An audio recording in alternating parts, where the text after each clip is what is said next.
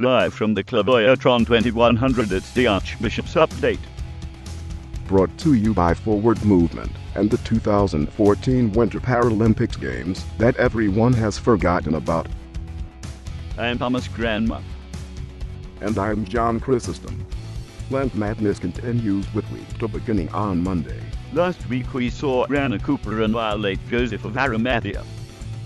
In the Battle of Egypt, Anthony defeated Mary. David of Wales found himself vanquished by F.D. Morris. Harriet Beecher Stowe dispatched James Hawley. Finishing of the week, J.S. Bork pulverized Alfred the Great. The first round is now halfway done, Thomas. Indeed, John. Let's kick off the contests for week 2. Let's see the board. Competition opens up with Lydia taking on Moses the Black. Lydia is considered the first European convert to Christianity and is mentioned in the Acts of the Apostles. While Moses was a 4th century Ethiopian monk and martyr who had turned from a life of crime. John, I think that Lydia is the favored in this contest. Biblical saints do far better than non-biblical ones. Normally, yes, Thomas. However, I think Moses has the advantage here. Besides, he should have the edge of being a martyr and his redemption from a life of crime. Good point. Tuesday will showcase the long-awaited battle of the Catharines. Right you are, John. We are going to see Catherine of Alexandria take on Catherine of Siena. Catherine, that is, the one from Alexandria, was a scholar and a martyr of the church who claimed to be mystically married to Christ. Well, Catherine of Siena was a 14th century nun who helped end a schism. She claimed to be in a mystical marriage to Christ. Who are you supporting, John? In this case, I went with the Egyptian Catherine, Thomas. I think the martyr's edge will help. I see. I think it will be a ferocious battle, but in the end the Italian Catherine will rule the day. Wednesday showcases King Louis IX of France up against Thomas de Laudet, an educator of the deaf.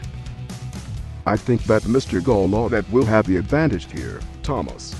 Certainly he will have the support of the deaf community. Perhaps, John, but how will they hear about the contest anyways? Oh, that's bad. Yes, that was a bit crude on my part. Anyhow, Louis' support of the church in France should earn him the admiration of the French followers of Lent Madness. What, all 3 of them? All the Americans will vote for Mr. Laudet because he helped so many deaf people. Also, unlike Louis, he wasn't a leader in the Crusades, and we all know how popular those are nowadays. Good point, John. In fact, I am going to move my prediction over. Besides, his name is Thomas. Thursday pits Thomas Merton, the French-born American Catholic monk, up against Aelred, the Scottish-born English monk. I'm going to surprise everyone and put my support behind Merton.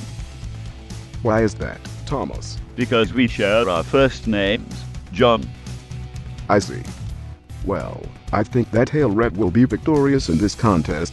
The last contest of the week brings us to what we are dubbing the Reformation rematch. That's right, Thomas. Nicholas Ridley, a martyr of the English Reformation, is facing John of the Cross, the Spanish mystic and the figure of the Counter-Reformation. Expect maximum bloody carnage on this one, John. I would agree. However, I think that Nicholas will have the martyr's edge, Thomas. Well, I would like to think my fellow martyr of the English Reformation will be victorious. I can see John, not you, John, the contestant John, winning the day by bringing out the Catholic vote. But I would rather be wrong. Let's answer some questions, Thomas. How about this one from back on the lentmadness.org comments section? Are John and Thomas on the Clairvoyatron family plan? I haven't the foggiest idea, Peg. Maple Anglican might know. Let's just say the licensing for the Clairvoyatron isn't cheap, and we'll leave it at that. How about this one on Facebook from Mike? Most reverend bishops, what is the most highly favored communion wine, port or sherry? Mike, we can safely say that once the church settles all questions related to human sexuality, that what is the best wine for the sacrament of the Holy Eucharist will be the next big theological debate. right after the subject of whether evangelizing for aliens is necessary or not. Let's do this one from Elizabeth on Twitter. How do the saints become saints? How does it differ from the Catholic Church? What are the requirements? Well, Elizabeth, in a modern context, a saint is basically a member of the church who, having passed away in faith, has come to heaven. The choice is effectively made by our Lord God. If a committee of a particular church chooses to recognize this, then they can do so. Last question will be from Betsy on Facebook. Your Graces, will you ever consider absentee voting? A very good question, Betsy. However, only mortals are allowed to vote in Lent Madness.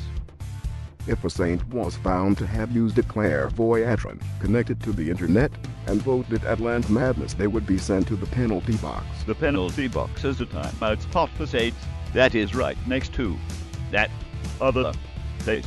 Offending saints are released on Holy Saturday. We had a lot of good questions submitted from you. Please continue to submit them on Facebook, Twitter, email, or the comments section. If your question didn't make it to this video, try asking again for next week. If you do, you can win a free Lent Madness coffee mug. Conditions apply. We'll be back next Sunday morning. But until then, remember to go to lentmadness.org and vote for your favorite saints.